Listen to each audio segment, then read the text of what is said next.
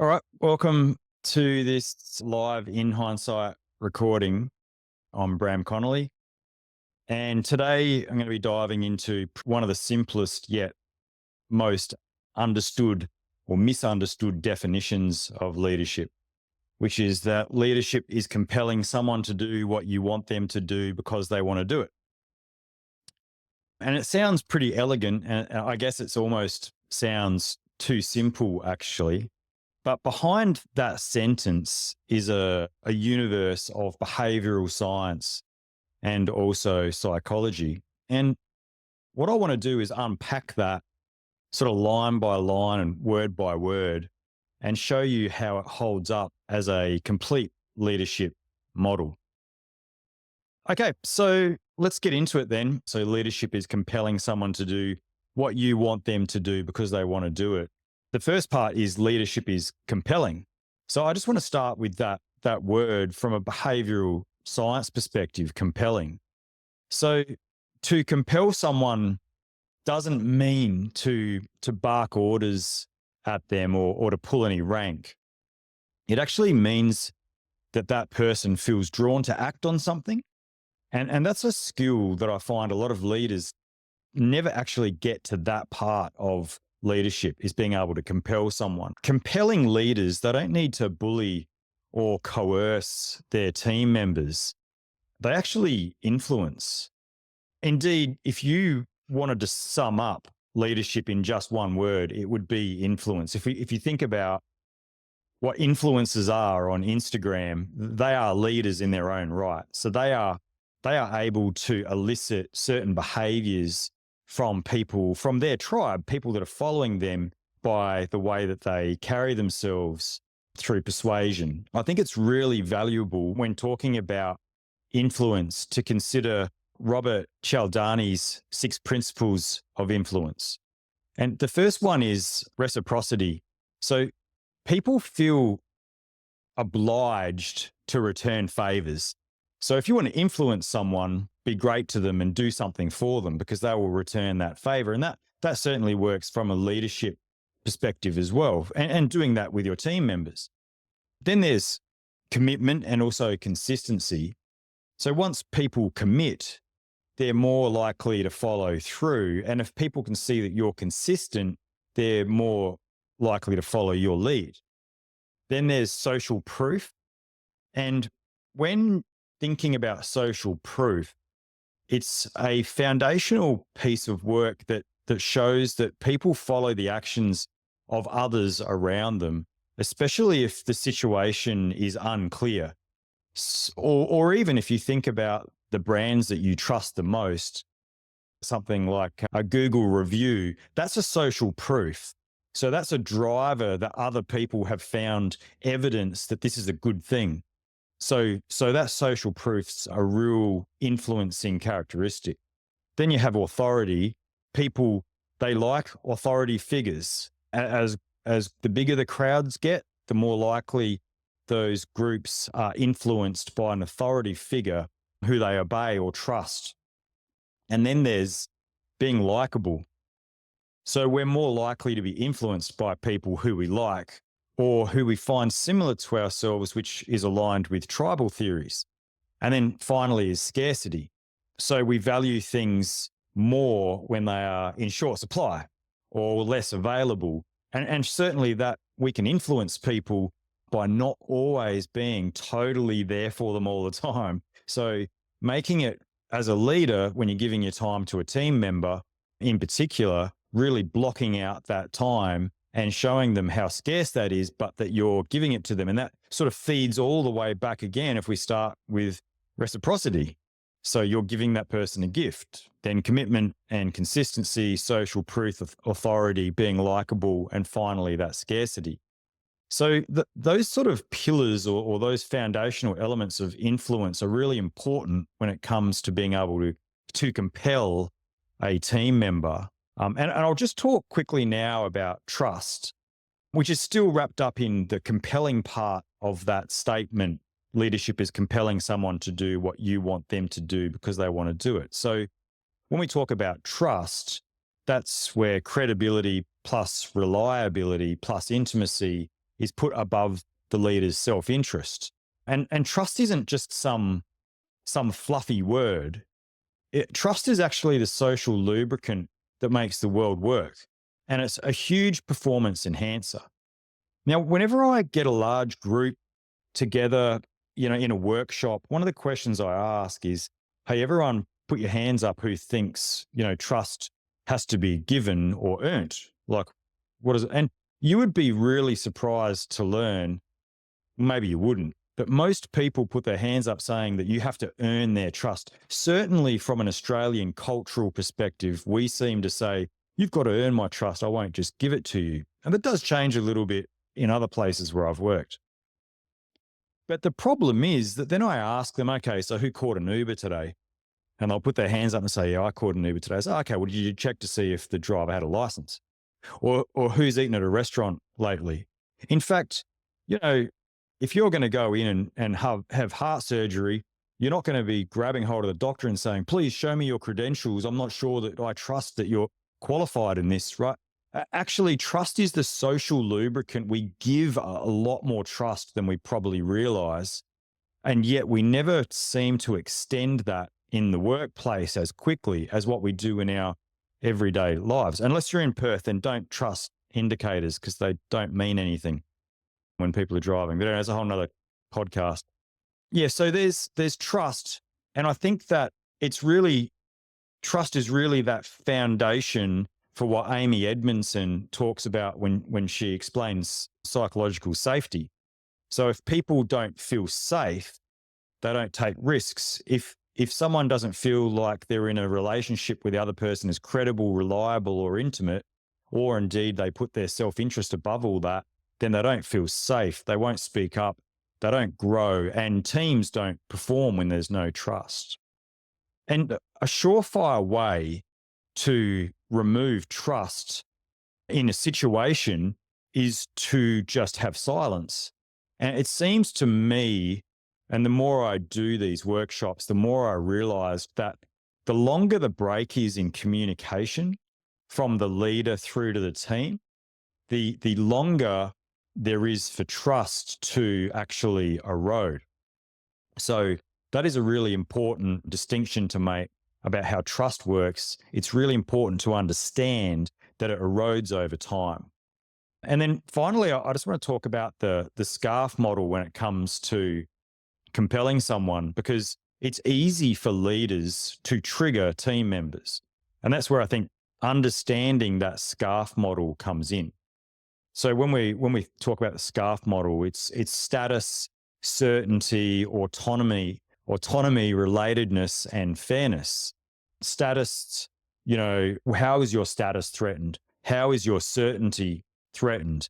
How is your autonomy, threatened? Or relatedness, which is quite often associated with forms of racism, actually. And then fairness, is it fair and equitable or not? And these are the social currencies that we trade in at work most days. And they're those things that in conversations you can easily trigger a team member with. So if I asked you actually to think of a time over the last week where something really pissed you off, you would find that it would be because someone threatened your status, or they threatened your certainty of a project or a thing or a time, or they threatened your autonomy. They gave you more work than you were ready for, or they told you how they wanted it done, or they threatened your relatedness. You're part of a group, a wider group or an in-group or a minority, or they threatened your fairness. Something wasn't fair, it wasn't equitable. So that scarf model is really important to understand when it comes to working out how to maintain trust so you can continue to compel someone. And when I talk about compelling, this isn't just charisma, because certainly people with charisma can be compelling, but a leader can become compelling through practiced, repeatable behaviors.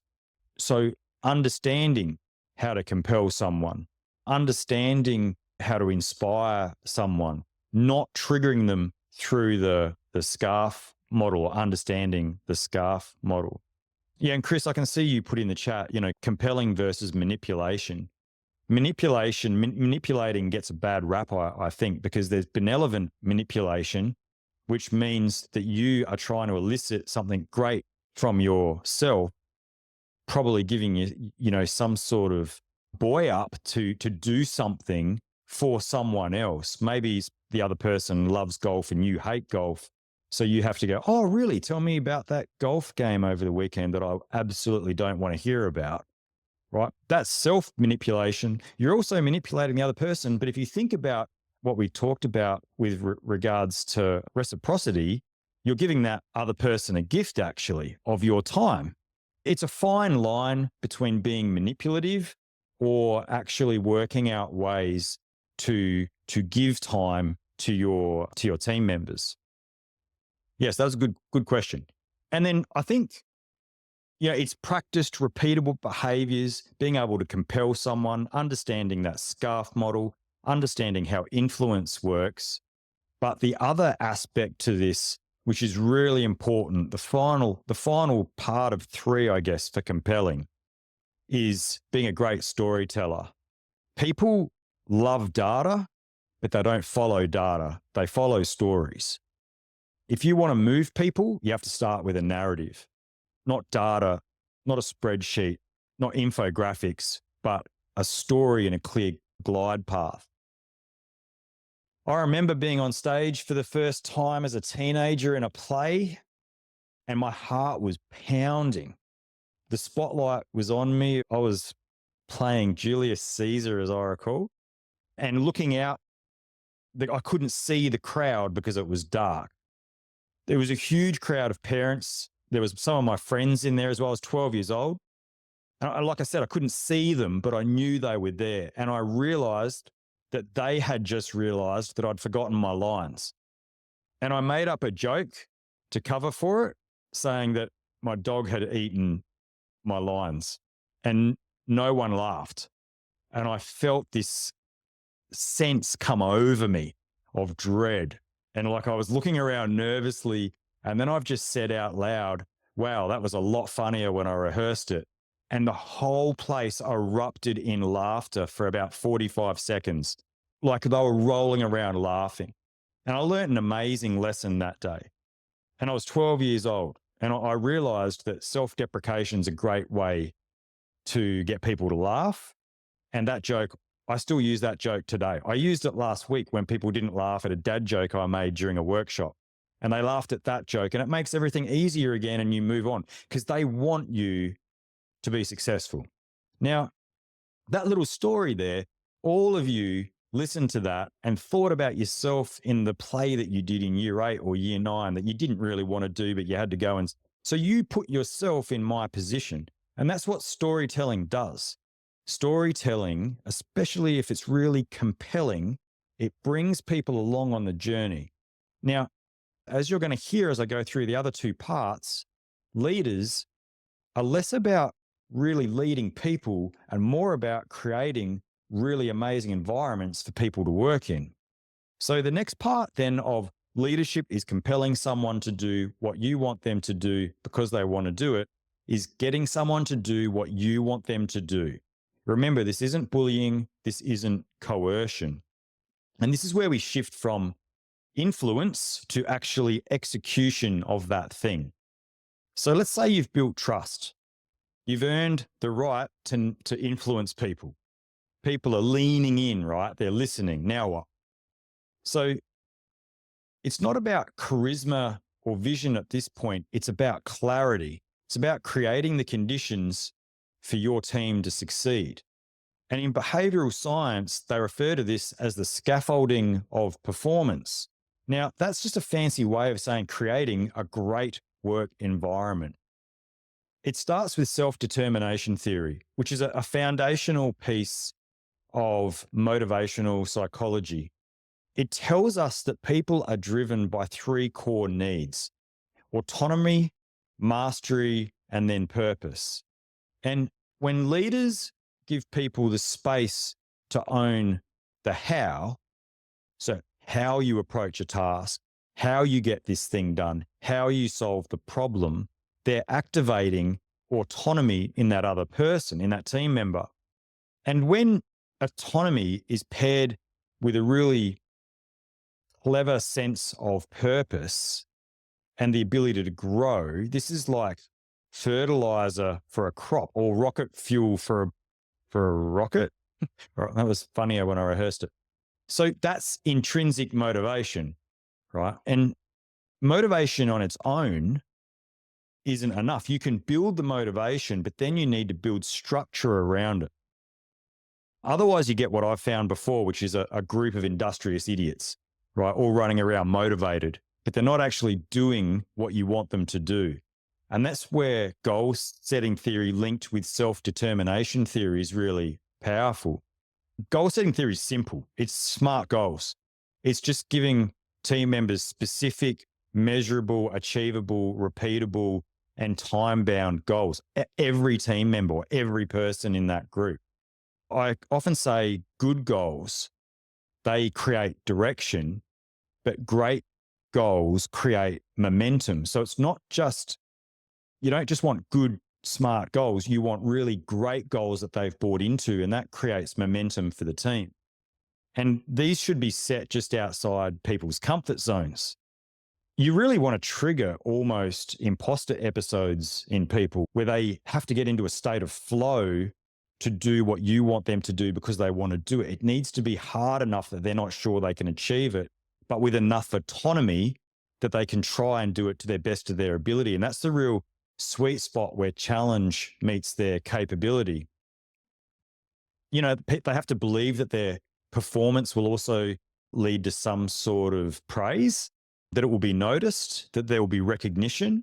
If you break any link in those chains, then motivation collapses. So that's where the scaffolding and motivation is knitted together. And you need to continually close the loop on that. And this could be things, I talk about these as behavioral nudges. So it's like a high five for doing something great, a pat on the shoulder by the water cooler for, hey, I saw you did this thing. That's fantastic. You know, it might be a KPI update, and it could just be a quick, you know, great work. Awesome. You know, that these aren't just sort of feel good moments for the team member. These are a leader's way of behavioral reinforcements. And then they're linked to behavioral nudges where you make things as easy as possible to get the response you want. Again, that's that scaffolding. So, you know, if you want people to complete risk forms in their daily work, then you make it a default in their workflow.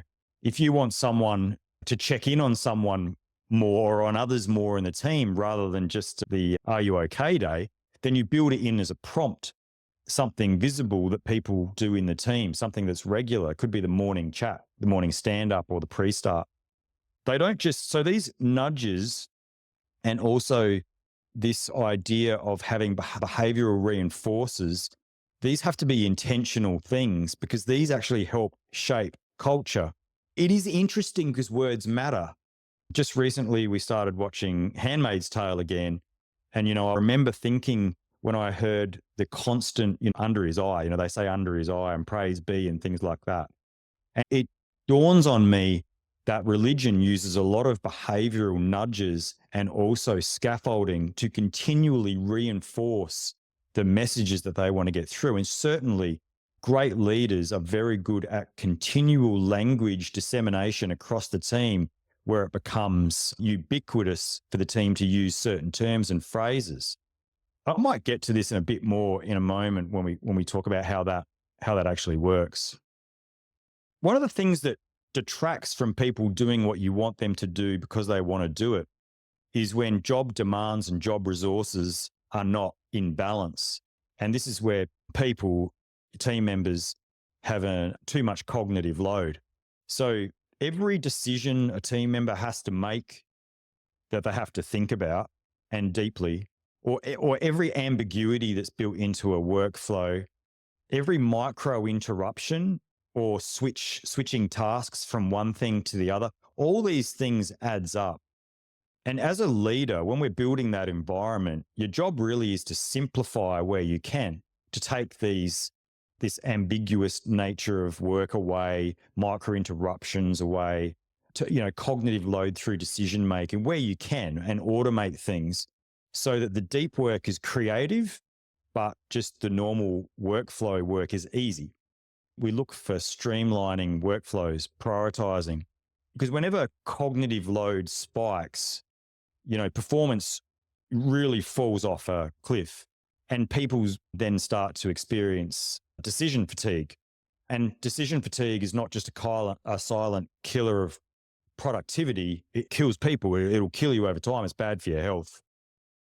Okay. The glue that holds all this together, the scaffolding together. So the second part of that statement, compelling someone to do what you want them to do because they want to do it, is really feedback.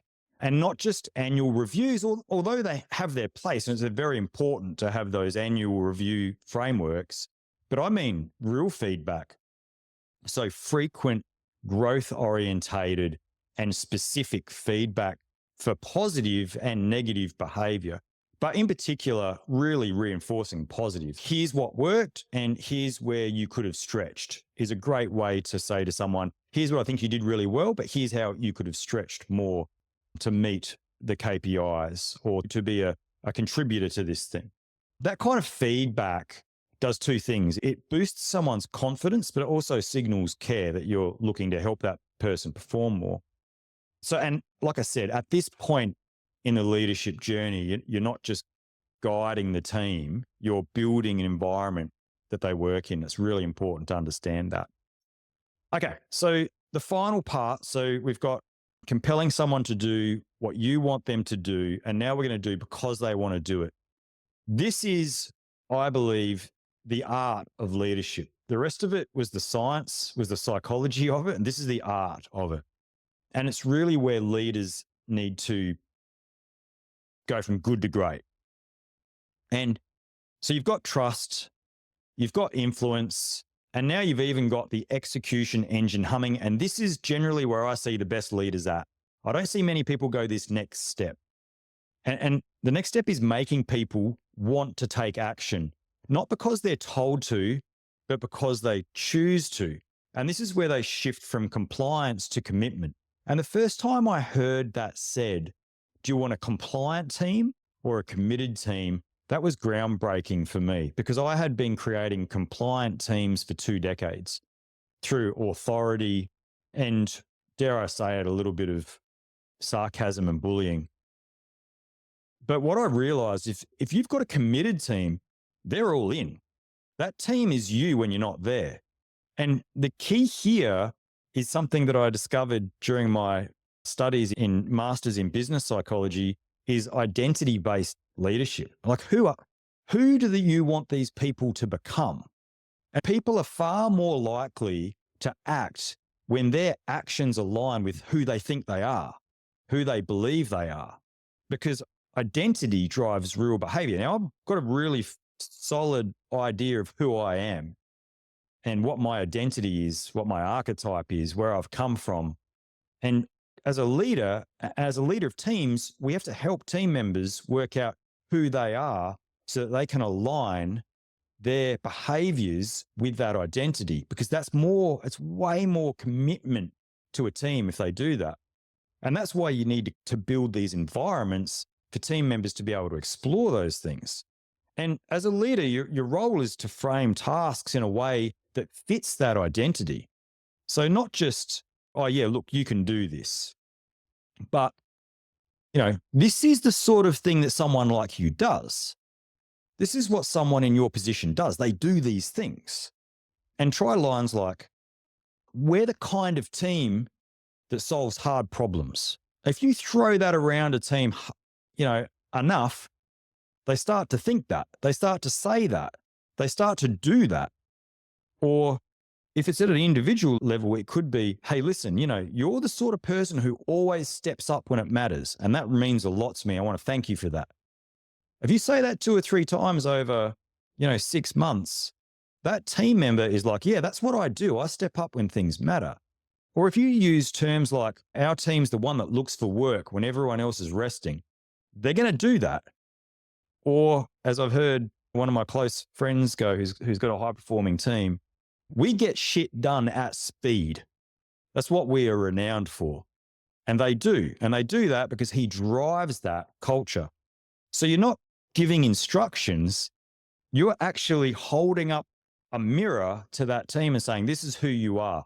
This is what your characteristics are as an individual and as a team.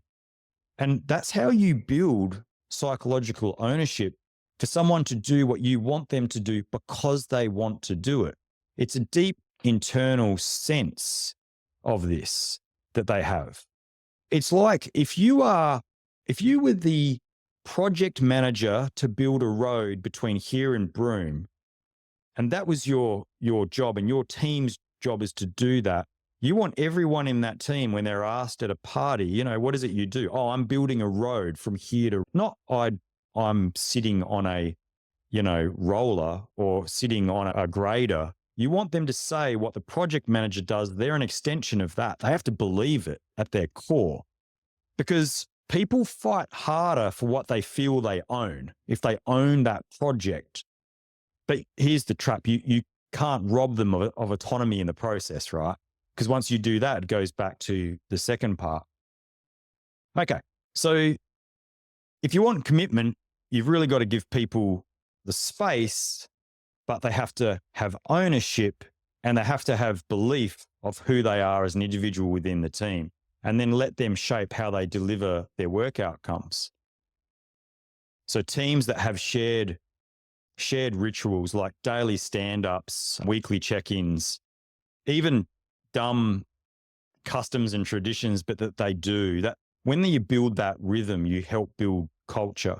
So if we look at the military does that. If we look at mining companies do that, where they have, morning startups, stand-ups, briefings, those sort of things. And even sports teams do something similar, where they do, warm-ups, cool-downs, after-action reviews, sporting reviews, watching highlights. All of those sort of rituals, those rhythms, they build that culture. And it's important to understand how that works, because these are touch points for leaders. So remember that, it's a deceptive line. Leadership is compelling someone to do what you want them to do because they want to do it. On the surface, it sounds just like a throwaway line. But as you can see, it's a really clever roadmap to be able to follow. And I think it's part science. The two first parts are science, and the last part of it is really art. There's an art to being able to have someone take ownership within the team. Let's dig into anything that sort of resonated with you or maybe challenged you. What do you think? What do you got? Yeah, thanks, Bram. It's good to hear your voice. Good to see you. I spent 50 years nowhere near the military, really, and in the last 10 years around military folk. And I think what I've learned from that is that they don't know generally what it's like to have not been in the military. And like the level of discipline it's just on a completely different level, to the point that I was always an organized person, but I'm so much more organized now and routinized, because it saves time and it makes sure everything gets done right. But you don't know what it's like to not be that, because you've always done that. But I think that is a real benefit of what you bring to the party. But the other thing I was going to say was, I can see the guitar in the background. If I asked you to play a tune now, what would be the tune that you automatically went to? It'd be a G. In G? It'd just be a G. Just a G chord. That's my son's. Well done. Oh, gotcha. That's gold. I could do a G. You're right though, with regards to what people from the military, all militaries across the globe bring to organizations. They bring structure and, discipline, and they've had imposed discipline forced on them during recruit training and then through the years until it becomes self-discipline. One of the things that they probably don't have though is an understanding that you don't require that all the time, and that it can be quite arduous for people working for them in a civilian construct, because they're so, so disciplined or so structured that it can sometimes remove that free thought or flow from a team. And which comes back to being emotionally intelligent and understanding perhaps you've got some strengths in this space or some skill in this space, but just because you do doesn't mean everyone will. Sometimes you have to meet your team where they are. And especially a diverse team where people perhaps the messiness of their minds is what makes them such a great contributor, as opposed to that, left-hand justified structured stuff that, might win a battle, but not necessarily create an iPhone. Yeah, truth to that. Yeah, I think we can raise the bar and be emotionally intelligent at the same time. I think your bar is very high, but I think that's a good thing. But yeah, it takes nuance in that space for sure. Cheers. No worries. Well, we didn't get the 125 people that said they were going to jump on tonight, but 5's good. 5 will do. I hope you all enjoyed that. It was a good test of concept anyway, to see if I could, talk and do that as we go. And that's it for me for a Sunday night. I think I'm going to have to write the newsletter now and then put this together to put into the podcast for tomorrow morning. So next week we'll try it again.